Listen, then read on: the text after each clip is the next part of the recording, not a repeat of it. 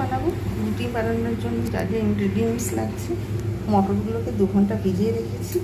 এখানে মোটামুটি 125 গ্রামের মতো মটর রয়েছে ভেজানো। এখানে আলু রয়েছে, এরা আলু ছাড়া যেহেতু খায় না, আলু সবাই পছন্দ করে, তাই আমি এটা আলু দিয়ে দেবো।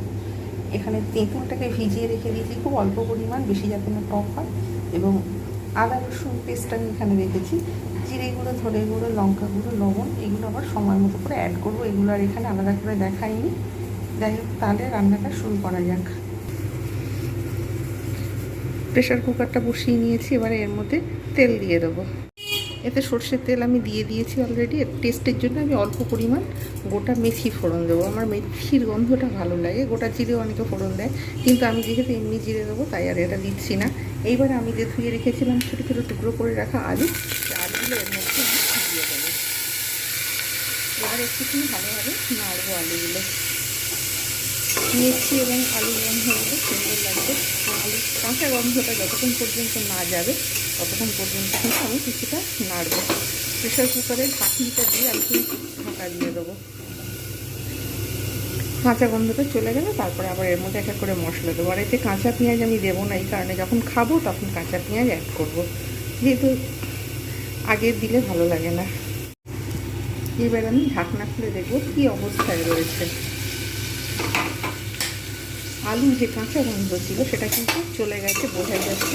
খুব সুন্দর আলু থেকে একটা স্মেল বেরিয়েছে।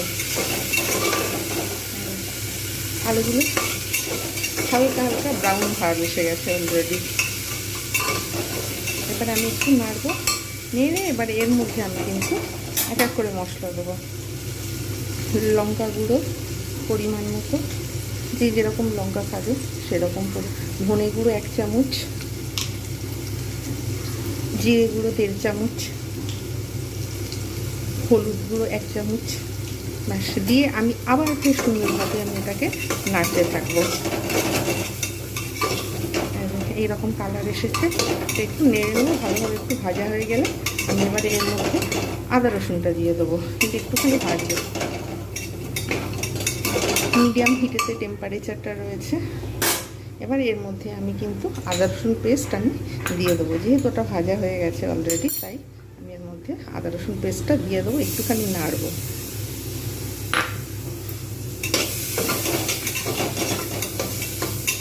নেড়ে এবারে আমি এর মধ্যে মটরগুলো দেবো। মশলাগুলো কিন্তু খুব সুন্দর ভাজা হয়ে গেছে, সুন্দর একটা স্মেল বেরোচ্ছে।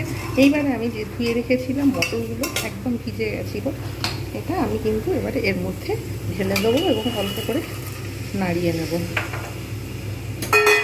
এবারে আমি এই মশলাগুলোর সঙ্গে আলুগুলোর সঙ্গে আমি মটরটা নাড়িয়ে নেব। মটরের যে একটা কাঁচা গন্ধ অনেক সময় ভালো লাগে, আমি সেটা কিন্তু ভালোভাবে নাড়িয়ে নিলাম। নাড়িয়ে এবারে আমি কিন্তু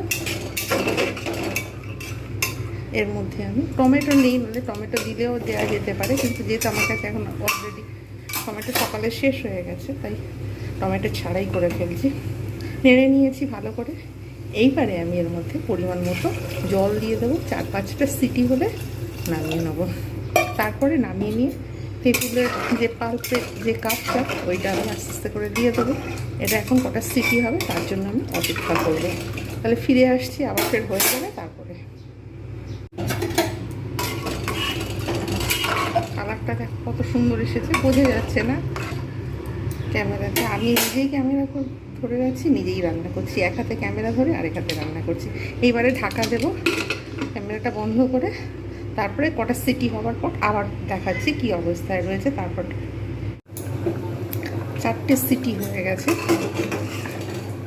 ঘুগনি পুরো সিদ্ধ হয়ে গেছে, আলুও সিদ্ধ হয়ে গেছে, একদম পুরো সিদ্ধ হয়ে গেছে। কিছু গলে গেছে, কিছু শক্ত রয়েছে। এরপরে গলে গেলে পুরো ডাল হয়ে যাবে। সুতরাং আমি এইবারে এতে পরিমাণ মতো লবণ দিয়ে দেবো।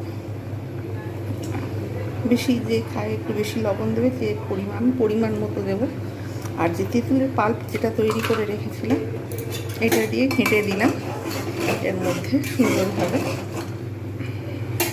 আমি আলাদা করে দিলাম না, কাঁচা পেঁয়াজ খাওয়ার সময় সার্ভ করা যায়। আর যে তেঁতুলের পাল্প রেখেছিলাম সেইটা আমি লাস্টে দিয়ে দিলাম ঢেলে। ব্যাস তৈরি হয়ে গেল ঘুগনি বাঙালির বিখ্যাত খাবার ঘুগনি।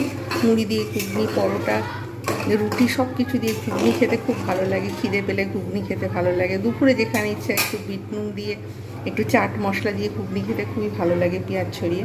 এটা পুরো তৈরি হয়ে গেছে। এবার আমি অল্প একটু বাটিতে সার্ভ করব, সার্ভ করে দেখাবো কীরকম হয়েছে। তাহলে চলো দেখা যাক। তৈরি হয়ে গেল ঘুগনি। এটা আমি পেঁয়াজ, কাঁচা লঙ্কা, চাট মশলা, বিট নুন ইত্যাদি সার্ভ করা যায়, কিন্তু আমি যেহেতু এমনিই খাবো সেহেতু আমি আজকে নিরামিষ আছে, যার জন্য আজকে আমি নিরামিষেতে পেঁয়াজ দেবো না। বেশ, তৈরি হয়ে গেল ঘুগনি। খুব সুস্বাদু, খেতে যখন তখন ইচ্ছা ভালো লাগে। তোমরা এরকমভাবে বানাও, খাও এবং এনজয় করো। আর রেসিপিটা ভালো লাগে একটা লাইক দিতে ভুলো না। আর যদি ভালো লাগে তো আমার চ্যানেলটাকে সাবস্ক্রাইব করে দিও। আমার এটা নতুন চ্যানেল।